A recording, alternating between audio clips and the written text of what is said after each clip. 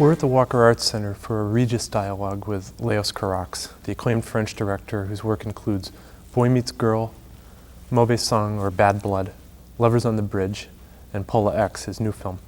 My name is Kent Jones. I'm the Associate Director of Programming at the Film Society of Lincoln Center in New York and a film critic, and I'll be talking with Leos about his work tonight. So please join us for this Regis dialogue.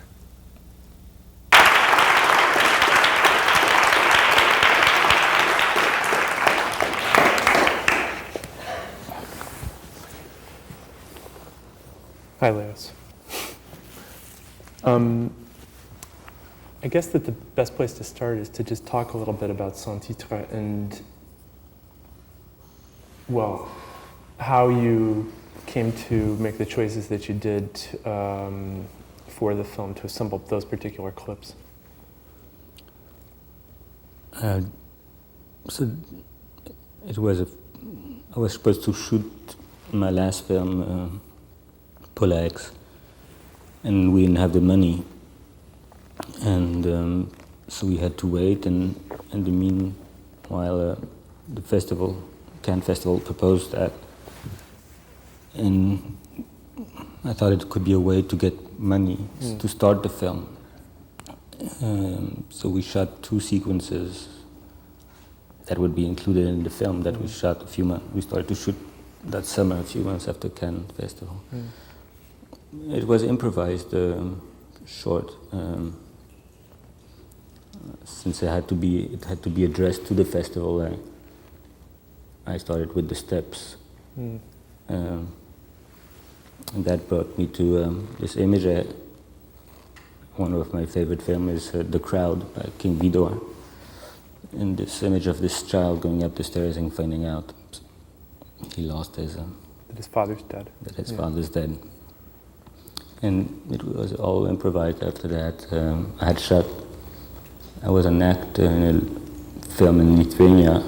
I had taken the camera there and to shoot some little piece of things that are included too. And the film in Lithuania is The House by Šarūnas Bartas, who appears in Paula X. Yes. Yeah. And so it was, in a way, it's a kind of prologue to Paula X. But it also seems, even though it's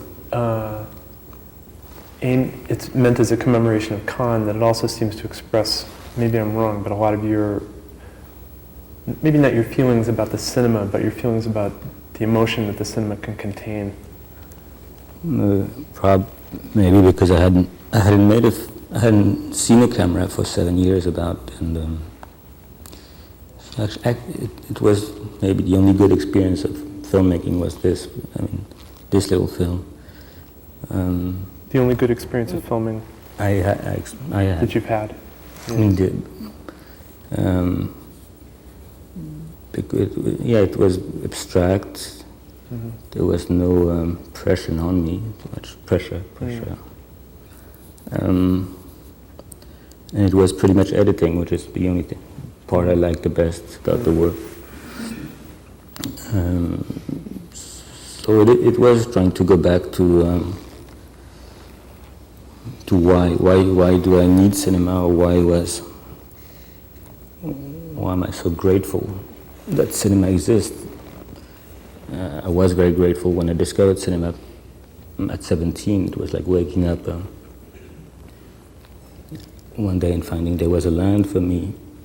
But then I got angry at cinema or disgusted with it, or my own cinema, and I started making films. And by coming back, by making this little film, I wanted to find that beauty again of cinema, of like being an orphan in the dark and watching someone's images. And Ned of the Hunter, which is another film that's in your clips from the film Ned of the Hunter by Charles Laughton that are included in Sans Titre, I know has been a very important film to you in the past too.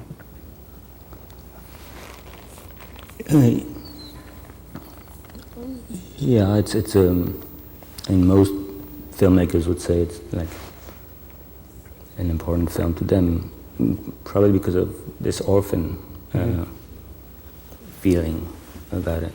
These two, this brother and this sister. And I was going to make a film about, in a way, a brother and a sister. And were orphans and in the night. So that was like almost the primitive scene of the film of cinema. Which is a kind of a feeling that's directly connected to cinema for you, the feeling of being an orphan, of being lost and finding. Yes, it's not. Sometimes it's terrifying to be an orphan, but it's also freedom. It's a heavy freedom, but it's. I mean, I wished I was an orphan when I was younger, many times, and many children do. Yeah. And in a way, Carax is about that. It's about our origin. It's about we think we come from a man and a woman, but then we grow up, we find out we come from much more history than that, much darker things, and way. And so it was all trying to put all that in 8 minutes. And when you said that when you were 17, you found cinema, what was cinema to you before that? You must have gone to the movies when you were a child. Before that, mostly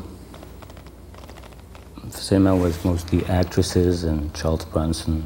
Yeah. I never really thought that someone made films. And when did you first have the experience of understanding that a film was something that was made? Was there a particular movie that you remember seeing? Yeah, it took a little, maybe it started a little, when I was 12 or 13, I remember there was a fighting match, boxing, in America between Cassius Clay, Muhammad Ali, and Frazier. I don't know how to call it. Joe Frazier. And it was, for the first time, it was going to be live on French TV. But because of the time difference, it was at like 3 o'clock in the morning. So I took my mother's television in my room and put the clock and watched it, but and after that I kept this television for like a week.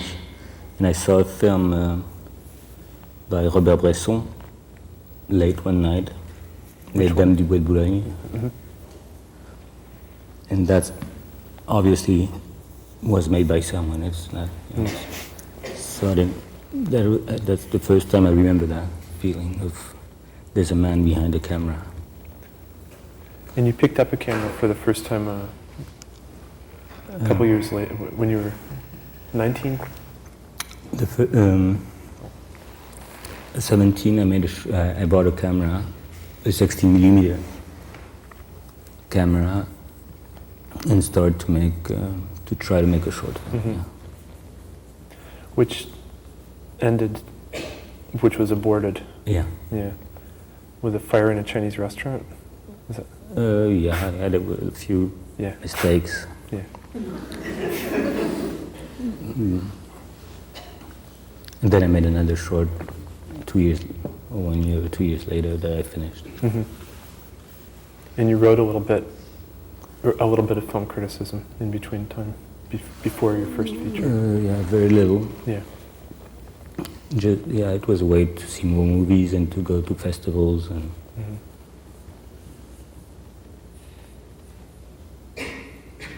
And when did Boy Meets Girl begin to take shape? I had written a script. I stopped school at 16, and then I had a whole year where my sisters and my mother weren't at home, so I had the house to myself, and I was working. I bought this little camera, and I wrote a script. It was called Déjà Vu, and but they wouldn't give me the money. In France, there's a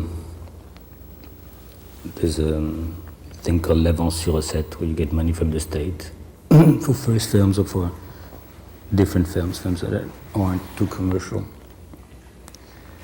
but I was too young. You have to. So they didn't give me the money. Then they said we would give you money for a short film. Mm-hmm. So I made a short film, and after that, I met the actress of the first film, Boy Meets Girl, and I decided to rewrite the review story for her. So I rewrote it, and it changed pretty much. And then that was Boy Meets Girl. And it's Mireille Perrier. And that was your first film? Her first film? Yeah. She had second. Oh. She had did a small thing before. Mm-hmm. And how did you meet Denis Lavant? Oh, so I was looking for the main part for Boy Meets Girl, and I saw a lot of all these musicians and actors and just young boys. And he was in I was at an unemployment agency, and he was in the files, and that's how I chose the picture, and I met him. Mm-hmm. So why don't we go to the first clip now from Boy Meets Girl, which is Leos' first film.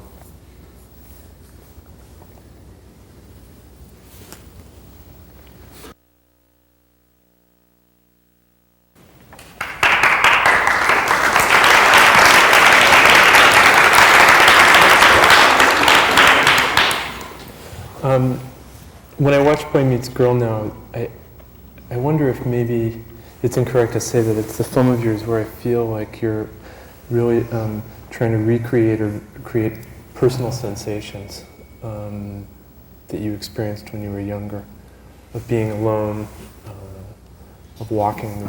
It's been Denis Lavant's relationship to people, the way that he's listening to the David Bowie song on the headphones. First film is probably the only film that you prepare for 20 years or more. Yeah.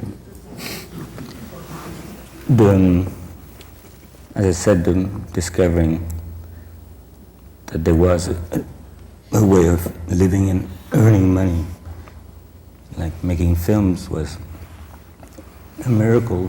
And at the time, I think it was the camera would be a way, an instrument to relate first to girls and then to the world. Mm-hmm. So I don't really remember. That was 18 years ago I started this film, but it was pretty much made for Mireille. Mm-hmm. And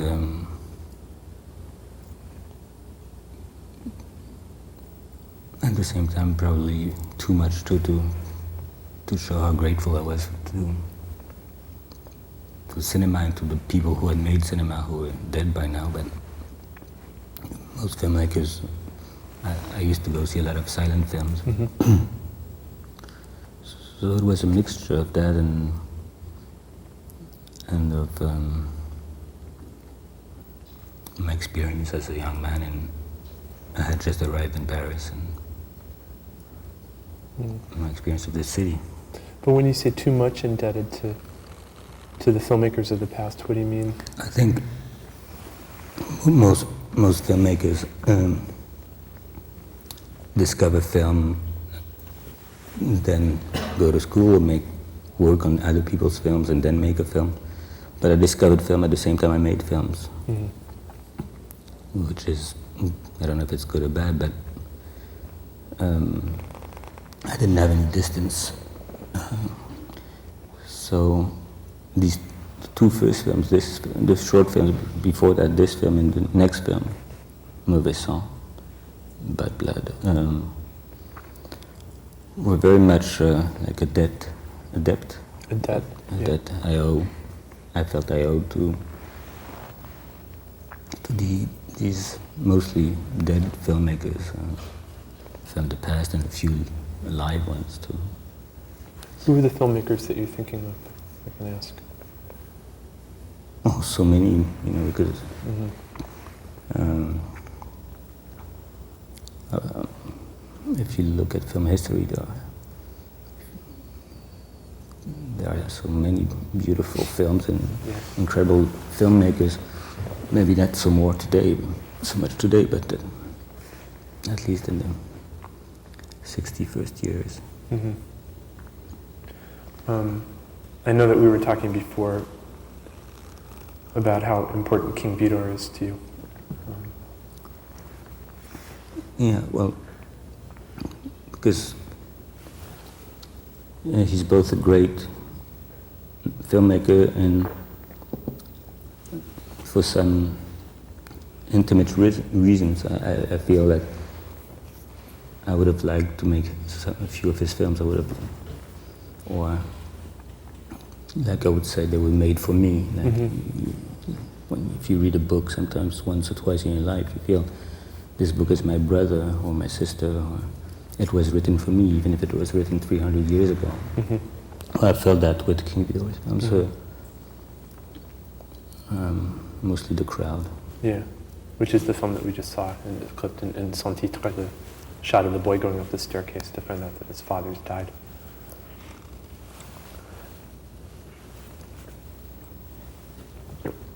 And the film that there's something about actually the imagery in this particular scene that seems very linked to silent film, in the way that it relates back and forth between Denis Lavant and Mireille Perrier as she's dancing. And I know there's another element in the scene. David Bowie was very important to you when you were younger, too. Well, the thing is, I stopped listening to music when I started to get interested in films, mostly in first years, and so when I wanted a song, I went back to when I was, what I would listen to when I was 12 or 13, and it was, I liked David Bowie, so he's there in the 2 or 3 first films. And you, I think, once said that you don't really enjoy going back and looking at your older films. I've never done it. It's Is it difficult, or? When you finish a film, there's something strange, which is, for me, there's both a huge disappointment of yourself and almost a kind of disgust for the process and for filmmaking and for your own film, but also I tend to not like films after I make a film. I don't go to the movies for a while. And at the same time, there's something pretentious, like an intuition that the film exists, that it's not any film, or it's not something, it has its importance. It doesn't need you anymore, or? It exists separately from you. Yeah, but it's, it's a... But when it happens that I see an image or something, for some reason I see, and then I go back to the disappointment and everything. So I rather keep an abstract idea that these are beautiful films.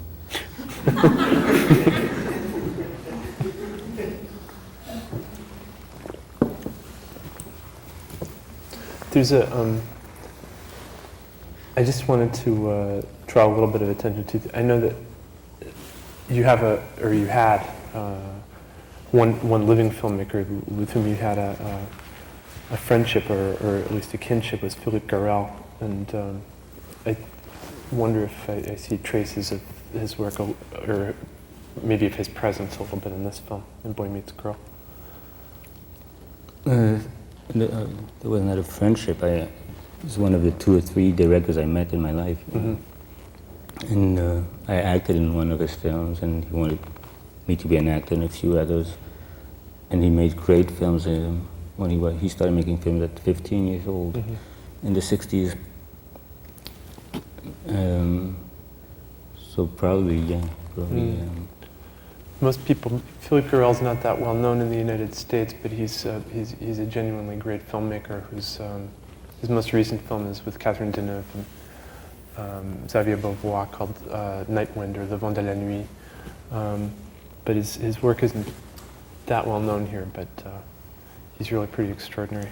Why don't we go to the next clip, which is also from Boy Meets Girl, which is the party scene.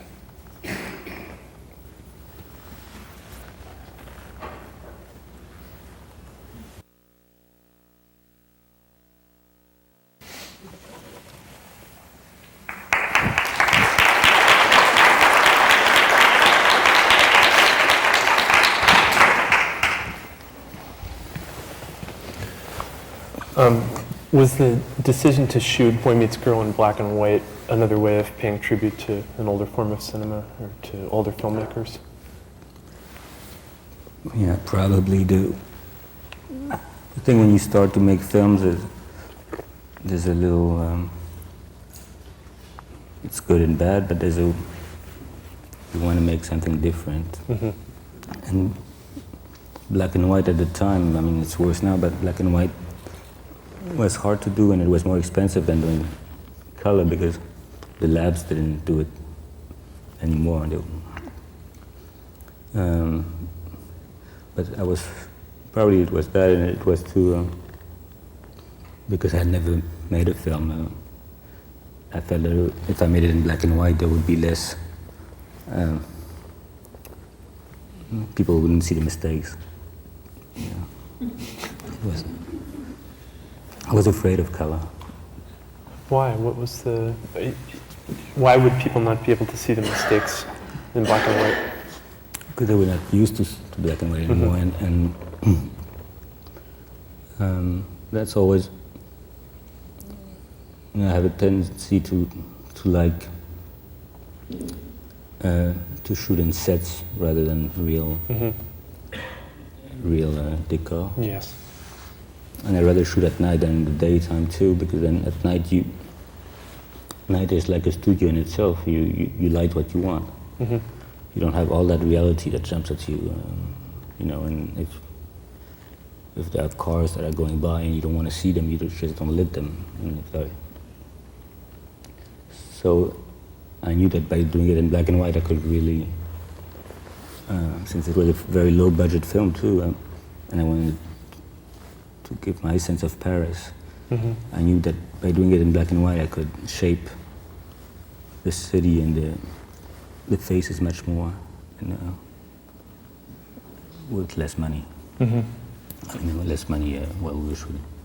And when you say that you prefer to shoot on sets, is that because of the aspect of privacy? It allows you a little bit of distance to think? Maybe I'm not. Yeah, maybe I'm not very good with reality. I try to go back to reality, but if it's already there, I feel I have nothing. It's like I'm on an employment, it doesn't need me. Mm-hmm. The camera doesn't need the camera to be there. Mm-hmm. So, and I like,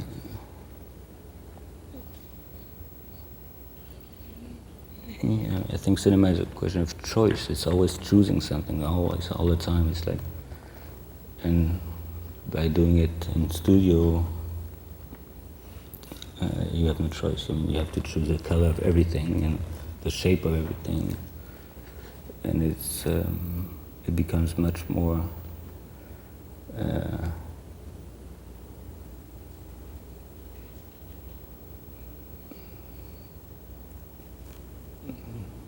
I don't know. And how did you work with on the visual scheme of the film with your cinematographer, Jean-Yves Escoffier? And I just want to say that this was Leos's first 3 films were made with the same cinematographer and the same actor, Didier Labon. Also, in each of these 3 films, he has the same name. His character has the same name, Alex, Oscar, right? Alex. Oh, Alex. Okay. I met Jean-Yves Escoffier for this. I mean, I was looking for a director of photography, and he was young, he had just made one feature film, I think. So I was very lucky to meet him. I mean, actually, I was very lucky when I was 20, 22 years old to meet all these people with whom I worked for 10 years. Jean-Yves Escoffier, this actor, Denis Lavant, and my producer, who made these 3 films with me, these 3 first films. And Jean-Yves became like a brother. I mean, we spent 10 years almost seeing each other every day and making these 3 films. And we would work 1 or 2 years ahead of each film, simply seeing each other, taking pictures and looking at pictures, looking at paintings and looking at films and talking. Mm-hmm. Do you look at paintings a lot before, when you're planning a film? Because I know nothing about painting, I don't need to see, I mean, I should probably see more, but I don't need to see, like one painting can be enough for one film or one painter. That someone, I mean, I don't go to museums, so it's someone who offers me a book, or I find a book someplace, or it helps in an obscure way. Mm-hmm. How did Mauvais Sang or Bad Blood take shape?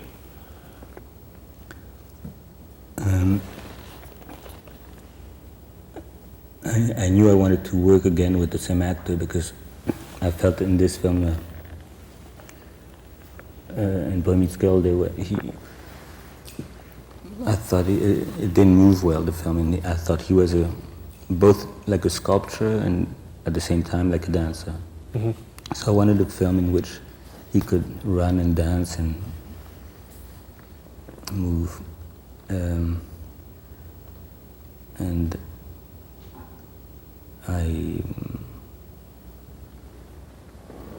each one of these 3 films in the 80s,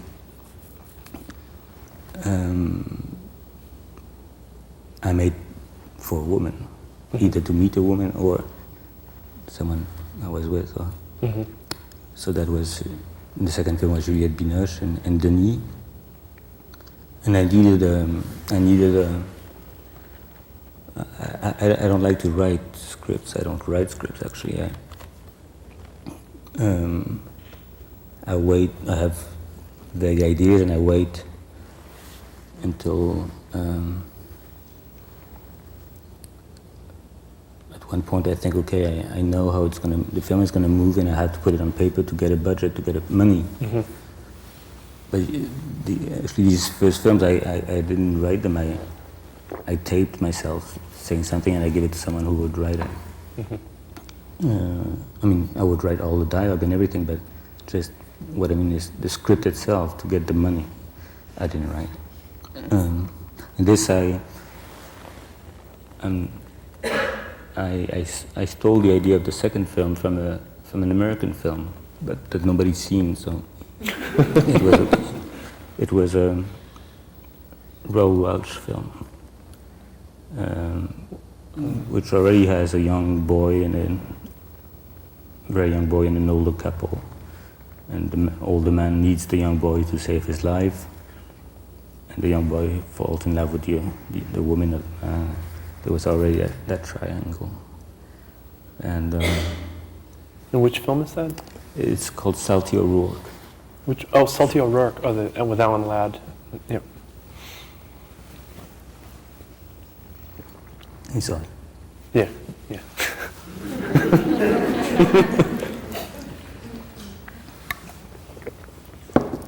It's hard to see. I hope. It's still hard to see, don't worry. Yeah. So then why don't we go to the first clip from Mauvais Sang, or Bad Blood.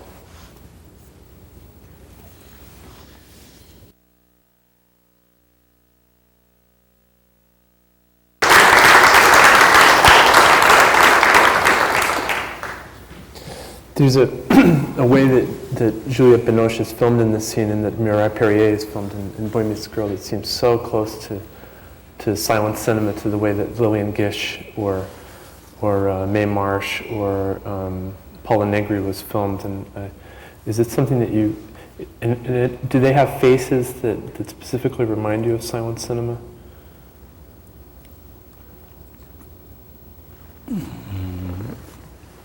Probably both ways. I loved Lillian Gish very much. And as I say, I mean, it's hard. That's what I meant by saying these films are maybe too close from my discovering film. But I mean, that's the way it happened. But it's an unusual, it's not, it's noteworthy because it's not something that one sees in films very much anymore. There's a different relationship with the human face, I think, and with bodies in most films. It's something that's past, that used to be in silent films, but you do see it, and I think maybe not just in these two films, but in your other two films also. Maybe you think I'm... Maybe something changed after this film, which is after this film, these two first films I made without really knowing what I was doing. After that film, there was the disappointment got quite big, so I started to wonder if I could go on making films, and I didn't feel in this film. I think I felt cinema was getting too comfortable. I was, or the camera was getting to be something not a challenge enough, and that I wasn't taking risks anymore. So, because I knew, because the film had a kind of beauty, and I was very much in love with this face of Juliette. So it took time before I moved on from this. And after this film, I think I've always put myself, I haven't made many films, but I've always tried to put myself in a kind of chaos where I wasn't know what was happening. And I wouldn't have the comfort of cinema, like being a nice father over my shoulder and helping me. It's a way of trying to rediscover cinema or your relationship to cinema? Well, it happens that way. It wasn't a very conscious move, but it happens that I cannot, since that I haven't been able to make a film if I think I know what I can do. I have to be in a situation where there's only one way I can go, and I have no choice. It's not like I'm saying this would be better here, and this was very choreographed film in terms of light, angles, colors, the direction of actors. The lenses were long. I don't know how to say long lenses. I mean, it means that lenses of long focal length. The focus had to be very precise. So everything was, I think, too controlled. I think control is very few people can control what actually we call that masters, people who can control. Hitchcock could control a film from A to Z, but if you're not Hitchcock, or if you're not Dreyer, or if you're not Chaplin, you've got to find a way to put yourself in a position, an interesting position, if possible, where you don't have the choice anymore. You do what you can and not what you want, because I think it's like painters. Some painters can work on every detail of a painting, and it's going to be great, but if a less good painter tries to be that conscious and that control, it's going to be very boring. Mm-hmm. Do you think that maybe there's too much, that control is too much of a goal in movies now? For young filmmakers who are just starting? But now, you know, people, I mean, we don't need filmmakers anymore to make films. I mean, everybody knows a crew can make a film by itself. Mm-hmm. And actually most films are made like that. Yeah. It's true. And people have, today I've seen so much more images than even me, or so much more images than my father or my grandfather. Mm. And these images are not only films, of course, they're TV things, and the news, the commercials, the video clips. And so, you know, all you need to make a film is to see one film in your life, and you know, if it's a good one, you kind of have a good lesson. If it's a bad one, you have a bad lesson. But so everybody can make a film, and a lot of people do. And yeah, I mean, you never see a film today, you very rarely see a film today where you say it's badly done. Mm-hmm. It can be shit, but it's well done usually. Mm-hmm. Yeah. I think you said once before that mastery is not something to aspire to in itself. Yeah. Yeah. If you're lucky to be a master, one of the few you are, and then if you're not, you do what you can. Yeah. So then let's go to this sequence, and we can decide if it's masterful or not. Also from Mauvais Sang, or Bad Blood.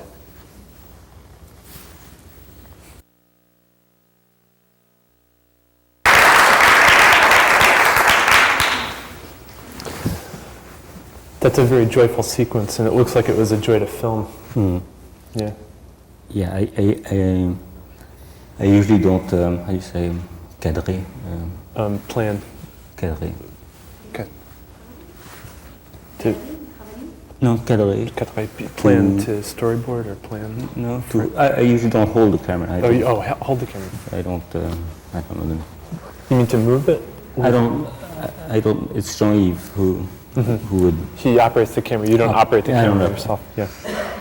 But on one, we couldn't do many because the actor would get tired, but on one of the takes I operated the camera, and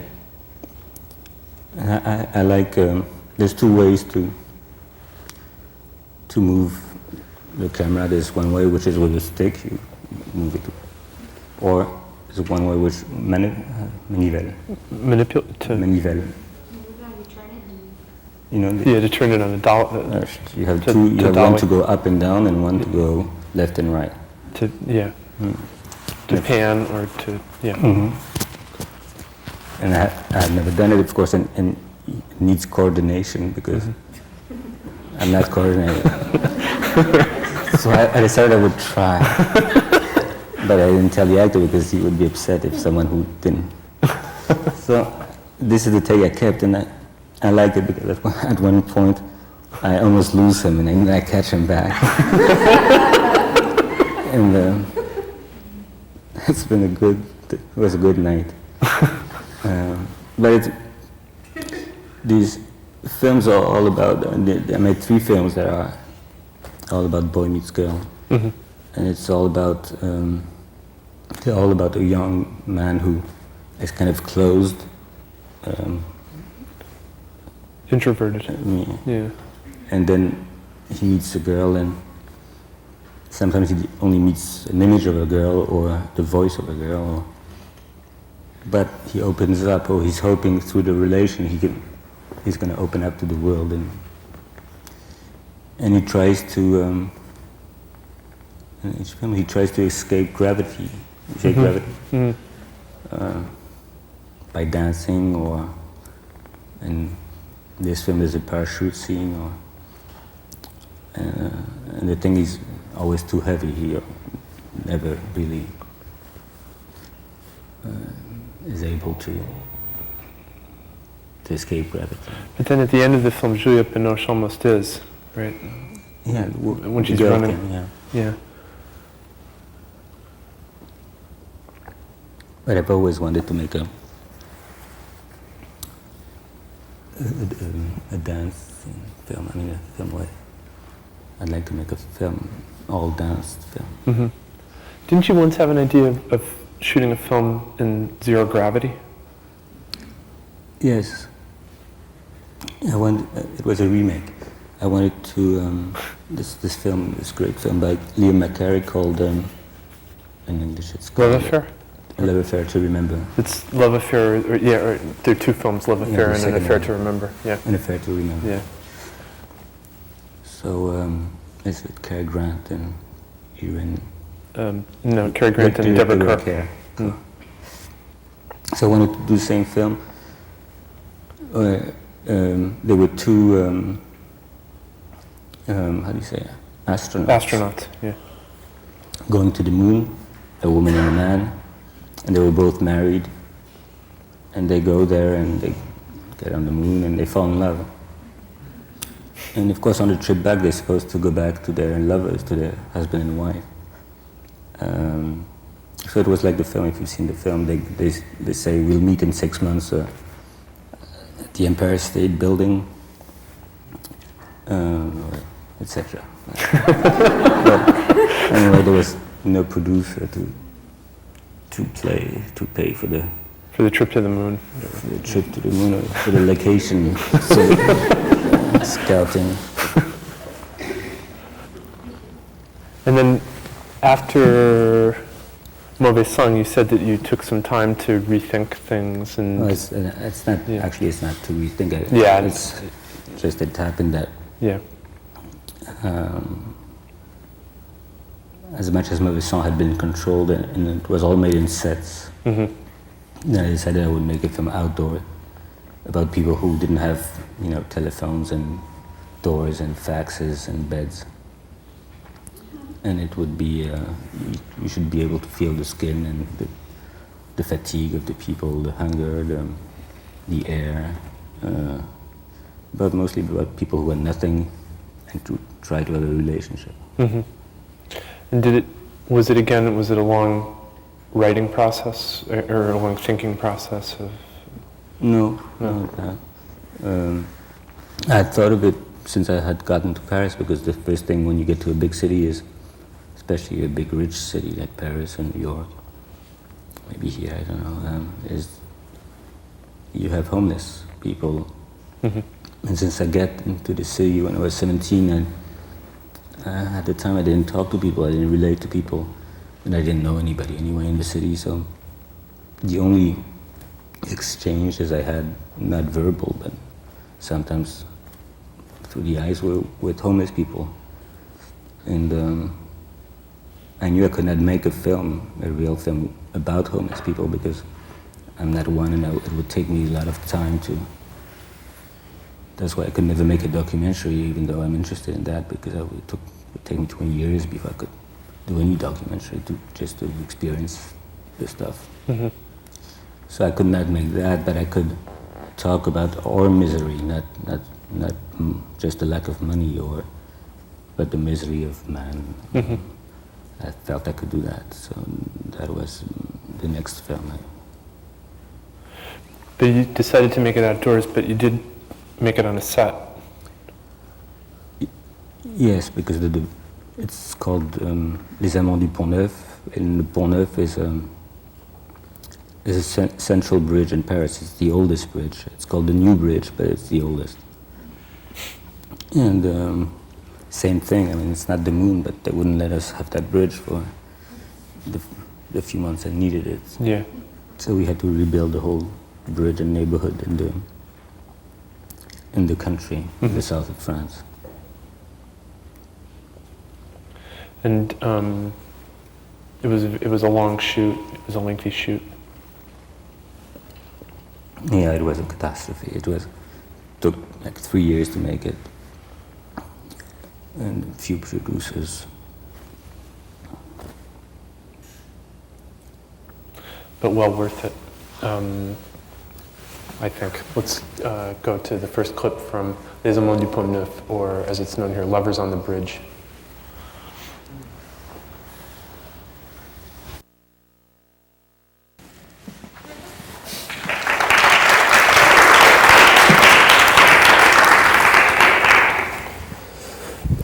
There's something that you were saying before about when you made Les Amants du Pont Neuf that you wanted to feel the skin of the actors and the I think it's a film where you really feel the weight of the actors and the weight of things on the screen, the texture of the bridge and water.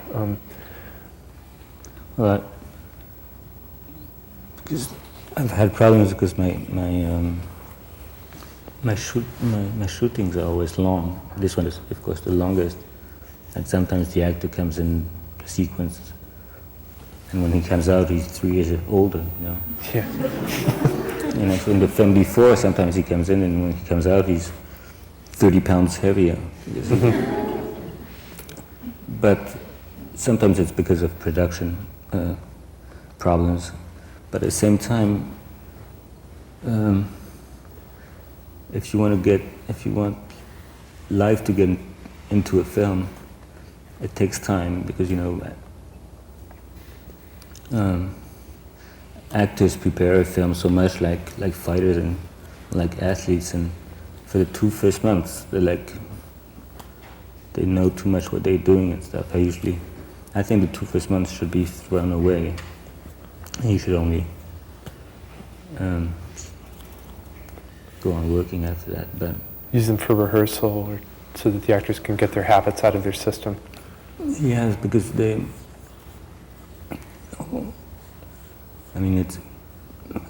I tend to choose the actors way ahead,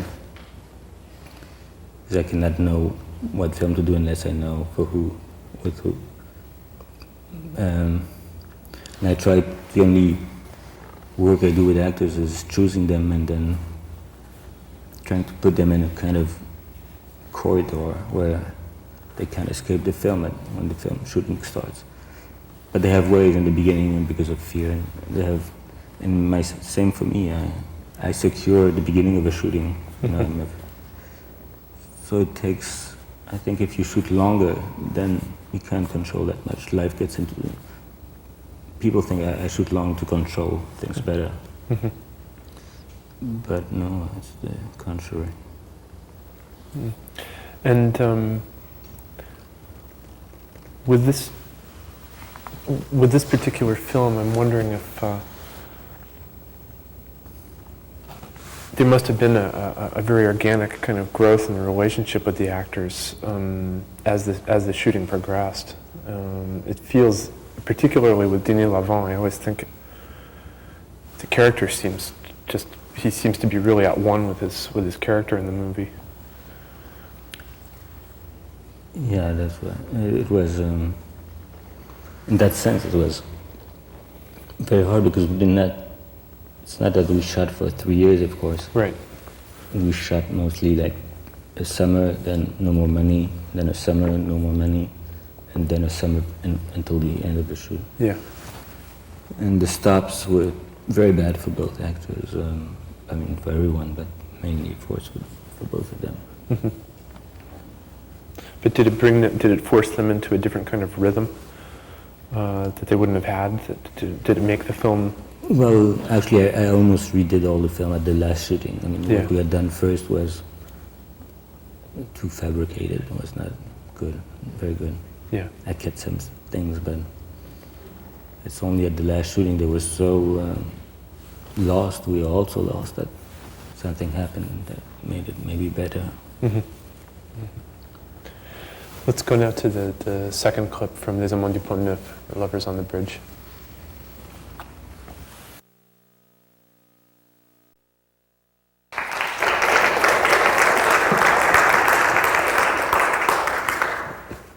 I've always found that a really powerful sequence and a very mysterious one too, and I was just wondering if you could talk about it a little bit and where it came from.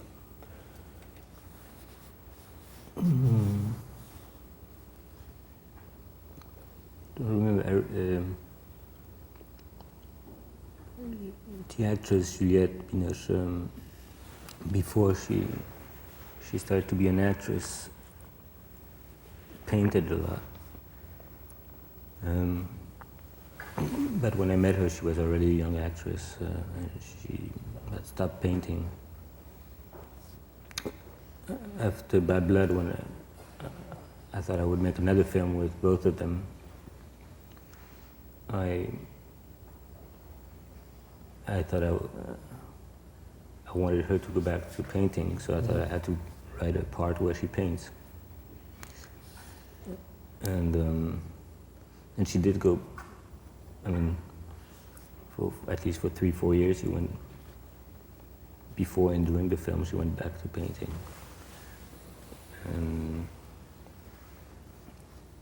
And actually, for the first time, I went to a museum. She took me to the Louvre, and we looked at these Rembrandt self-portraits, and it's quite amazing. I thought it was quite amazing that this young girl, centuries after, would look at this old man, what he saw of himself. And she knows them well. She knows them. And so when I saw her look at these paintings, I thought it's interesting. I always like, from the beginning, even when I was younger, when I made my first film, I try to show people of all ages. And all my films are babies, they're old people, and the characters sometimes act like babies or like old people. And in the same way, I thought it was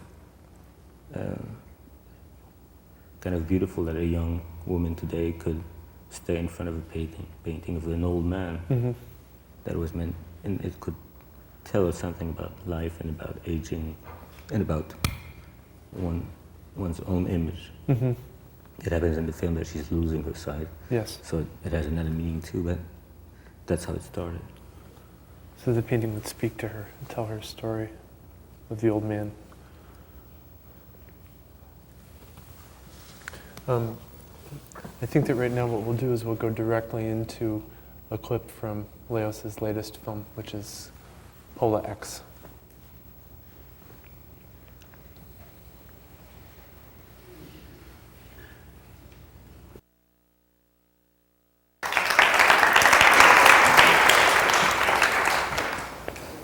Just to give a little bit of background, Pola X is based on a Herman Melville novel that's somewhat known in America called Pierre or the Ambiguities.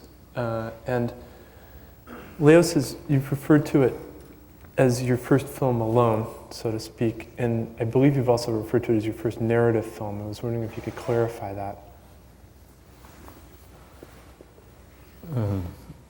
By alone, I didn't mean, of course I made it with a crew and with actors.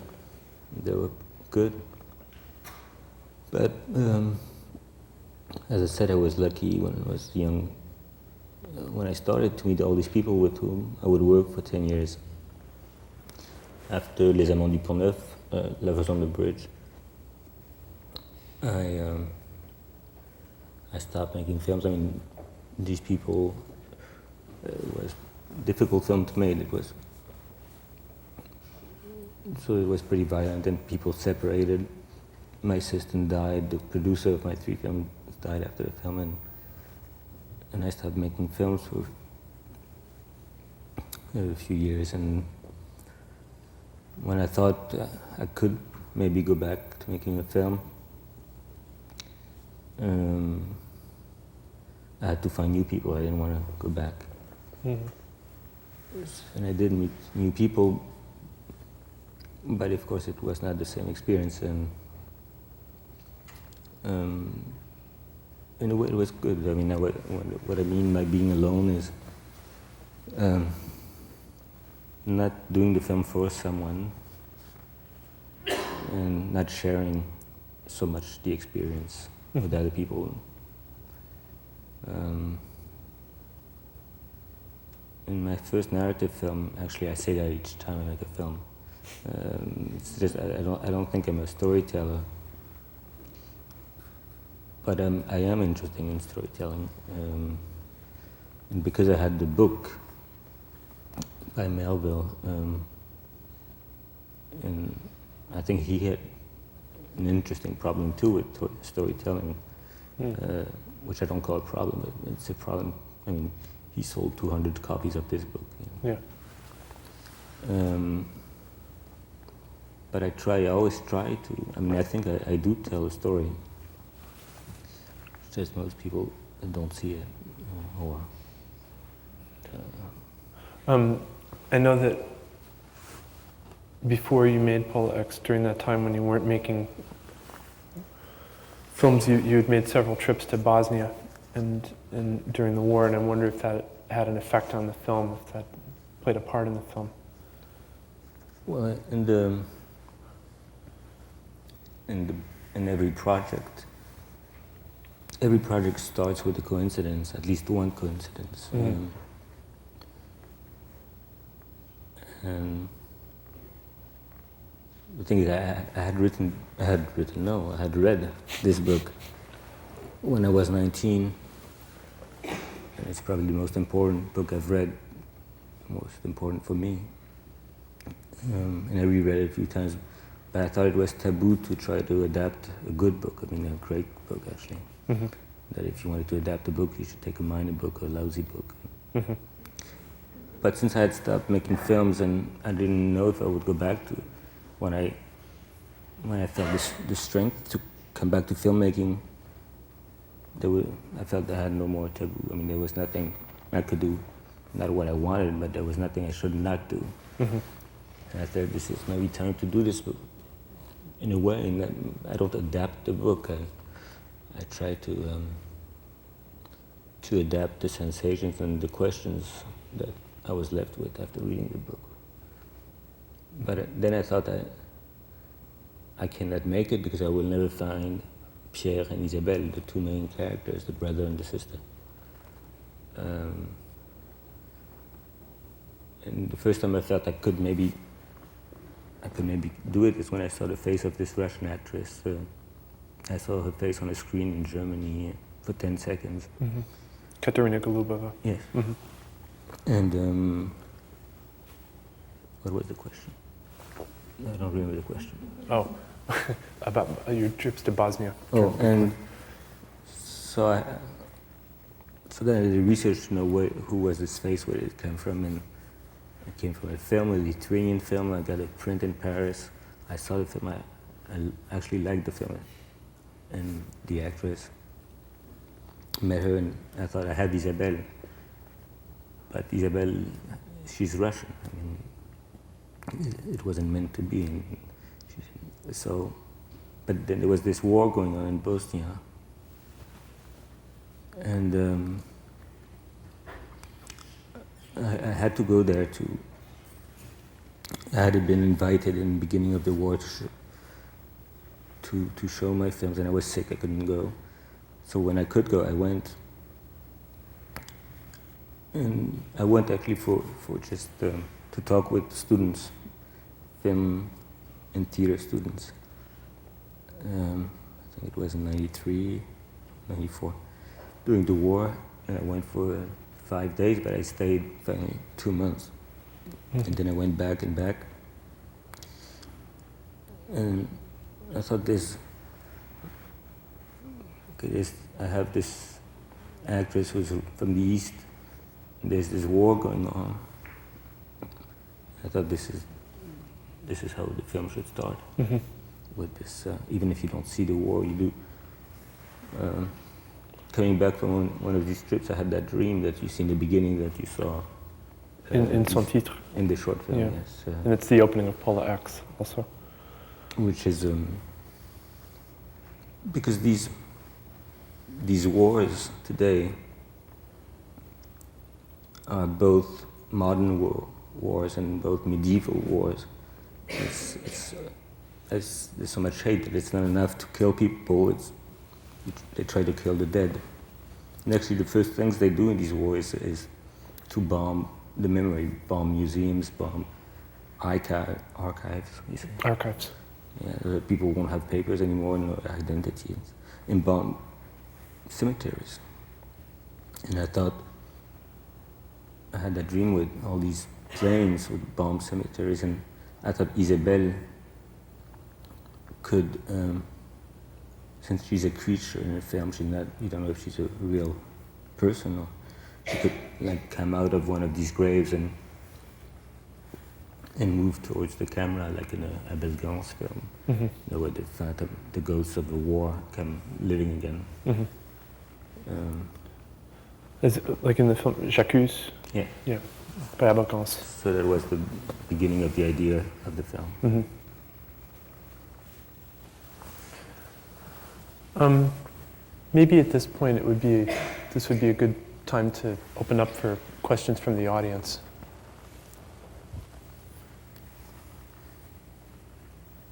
Anybody out there have any?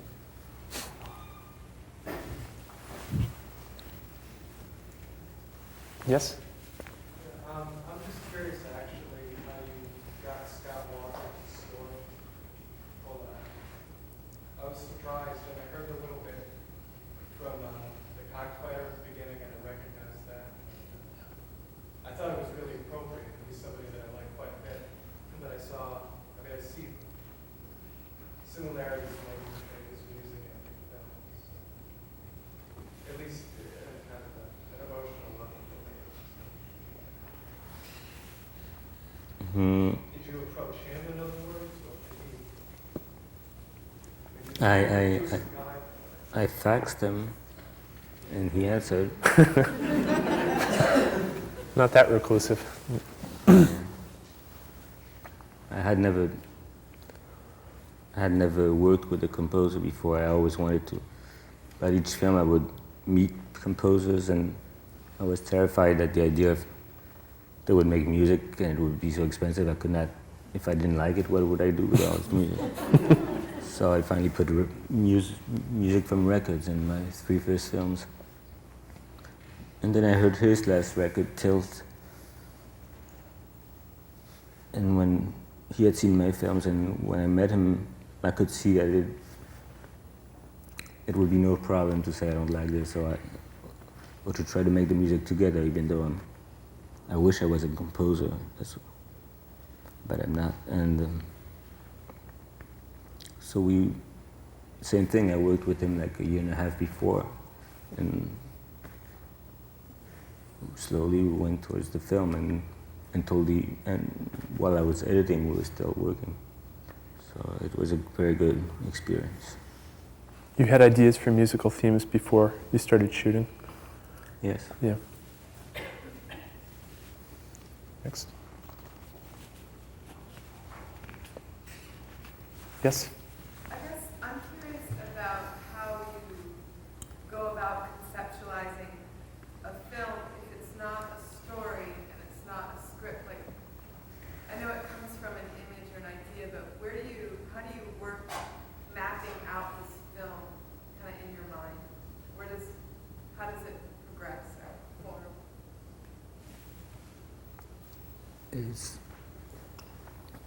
It's always the hardest question because there's never a good time to talk about that. While you do it, you don't want to talk about it. While you shoot, it's too late. And after the film, you forgot how it started.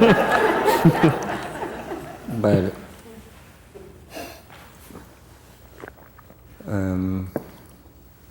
what I meant by not being a storyteller is I don't go from A to Z.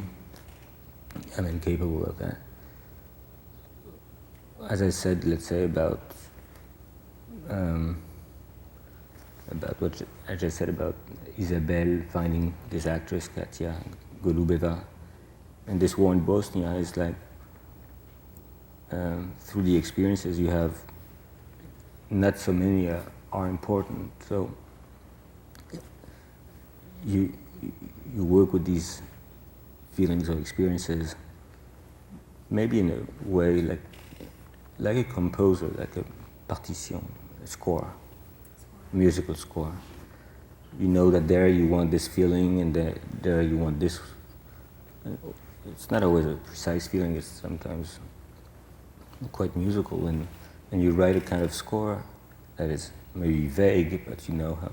And then, of course, it's got to move between these different feelings,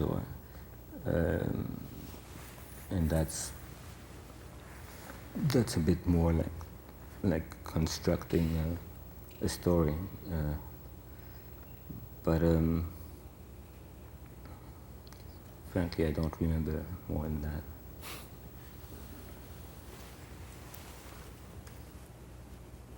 Anyone else? Yes.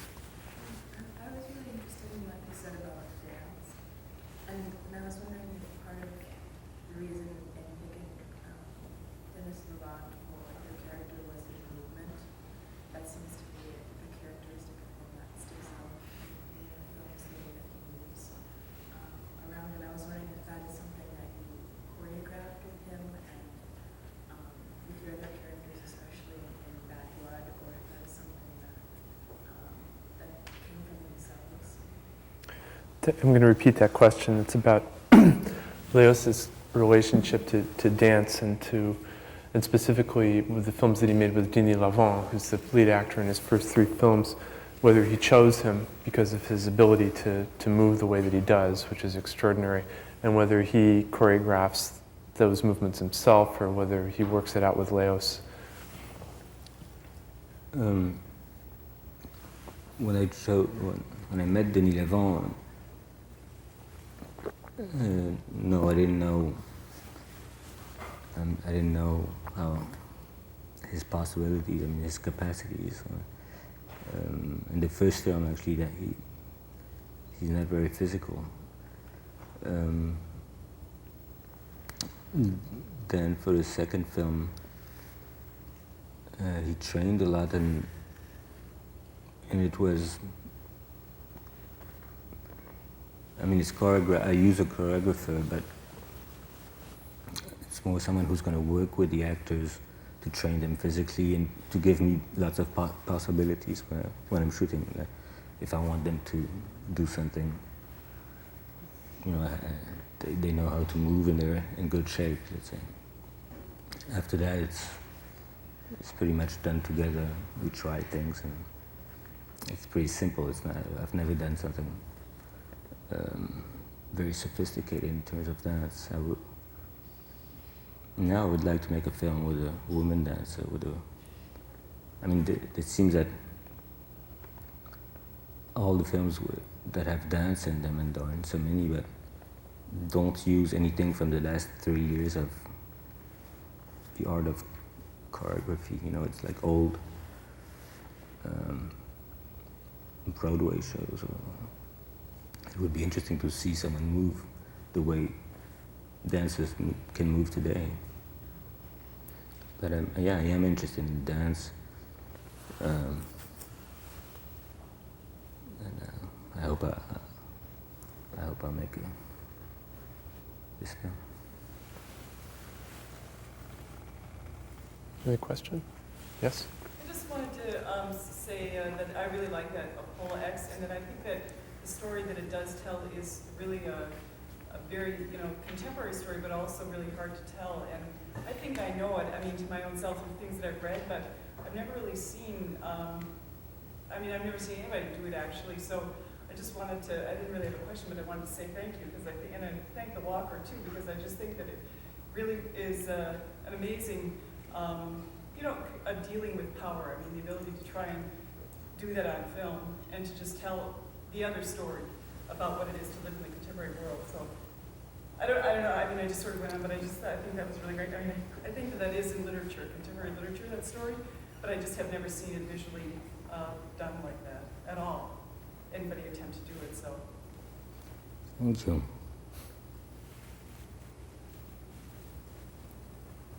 Any questions? Yes. It seems that in some of your films, or perhaps all of your films, that the sound design is very interesting to me because it seems to have, in some cases, to have a very visceral, almost like expressionistic quality to it. And it seems to me that the sound design, maybe the sound effects or the Foley work, almost functions as in a musical sense and sort of reinforces or has some kind of narrative qualities to it. Would you agree with that, or is that something that you consciously design in your films? I think I have a few talents. I found out when I started to make films because I didn't know anything. There are a few things that are kind of organic, I can do without, which are sound, music. I love to work with it, and it doesn't seem too laborious. Laborious. Editing is another one that's pretty close to music too. And there are maybe one or two other talents. Where it's nice to find out you have a talent when you don't know you have it. Would you agree that one of your talents is for rendering speed? For what? Speed, just sheer velocity on screen. It's hard for me to think of other films that do it so forcefully.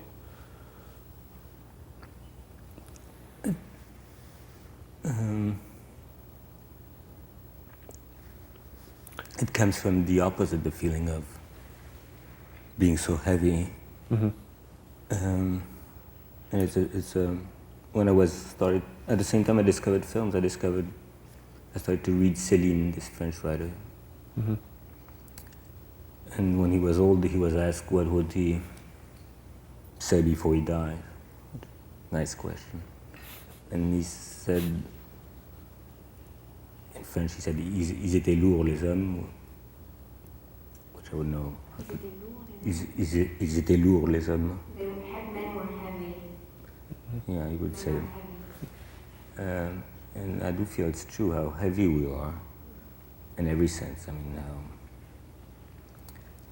I'm talking about the beautiful lightness, not the superficial lightness.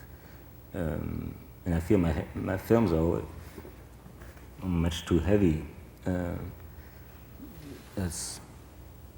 And I guess the characters feel heavy too, and they're always trying to find speed or l'élan.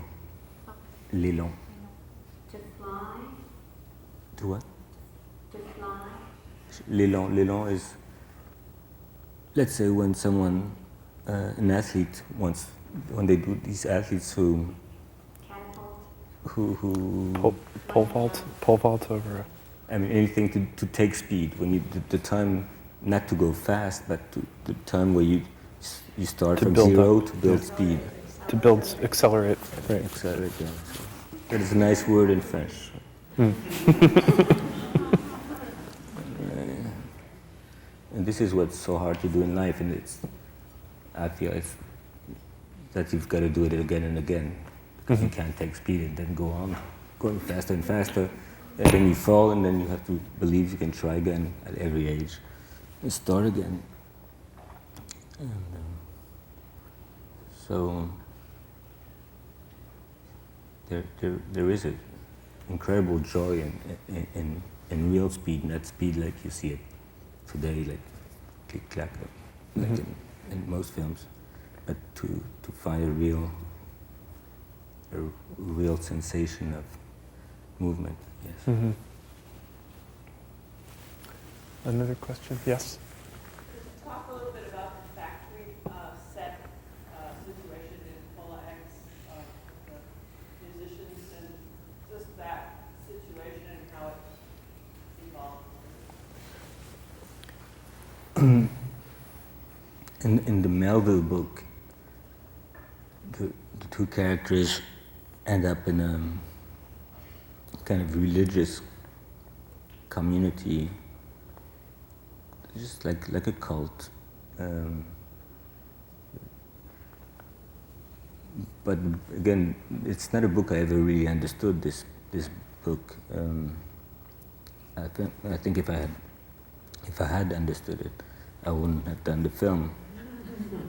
And one aspect which is important in the book, I guess, is that Pierre is considered like a sort of Jesus Christ, like an immature hero who wants to do well and who's ready to sacrifice himself.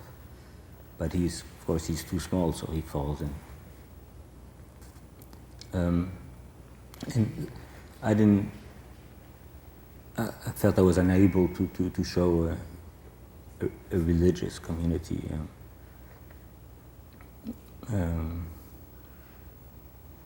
I just don't know anything about religion, but I thought what I could maybe show is that even though Pierre escapes his castle, his mother, and more than that, to follow Isabelle or to save Isabelle, we don't really know. He still needs, he's still a young, immature man who needs kind of the figure of a father or something, and so they go to this place where we don't really know. It seems maybe it's a fascist community or terrorists, though we don't know what happens. What's important is that he's kind of fascinated by the chief, and he's, we imagine, influenced by this character.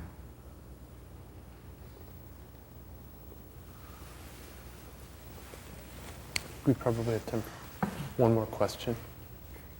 Yes. In Lovers on the Bridge, Michelle makes this movement from sort of a very comfortable class, right, or leisure life, to what she sees, I guess, as the hardest life physically that she could imagine. And Pierre makes the same sort of movement, I guess, at a different speed. But I'm wondering how you see that movement, why you see that movement as important, that direction. Why are you curious about that jump?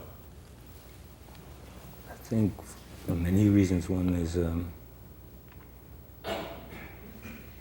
it's what you put into films. As I said, I never answer. It's more questions, and it's questions and fears.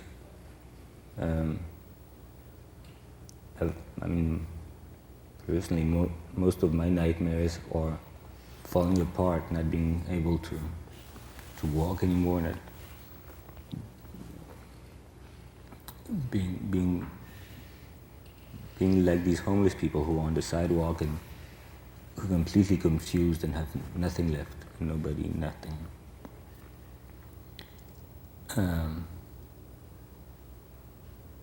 The other thing is the relation you have with your origin. For a rich person or for someone who comes from a comfortable background.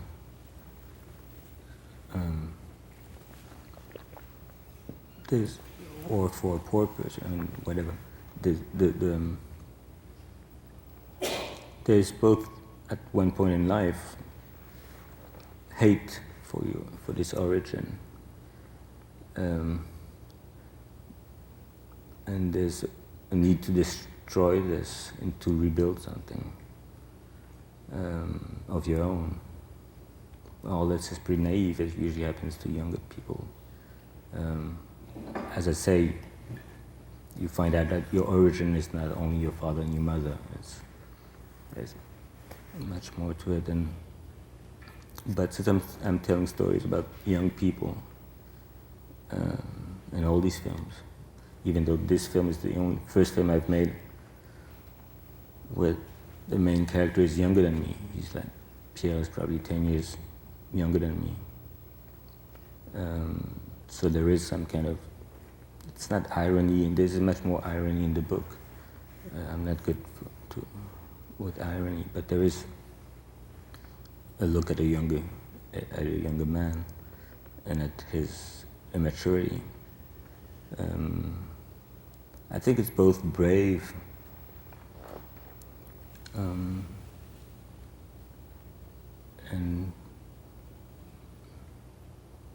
I rather people who do that, who escape whatever they were given to find something of their own, even if there's something naive in it, and if it doesn't work, I mean, they usually come home very fast. He's a young bourgeois. He tries to do well, you know, but he's not ready. He's not ready to support himself in a family.